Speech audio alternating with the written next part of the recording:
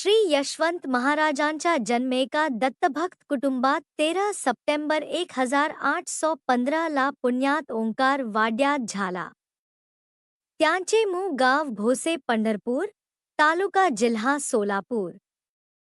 त्यांचा जन्म अश्वलायन शाखेच्या कश्यप गोत्री ब्राह्मण कुटुंबात झाला. त्यांच्या घराण्यात दत्तसेवा पूर्वापार चालत आलेली होती.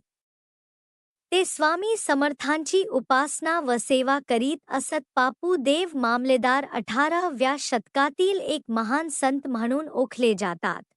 श्री यशवंतराव महाराज यांचे मूळ वैशिष्ट्य म्हणजे त्यांनी गोरगरीब, निराधार महिला व मुले, आजारी व व्याधिग्रस्त यांना मदत करताना आपले सर्व आयुष्य वेचले. त्या सर्वांना ते आपले कुटुंबीयच मानित असत. इ.स. 1829 ते 1872 तब्बल 43 वर्षे महसूल खात्यात विविध पदावर नोकरी केली.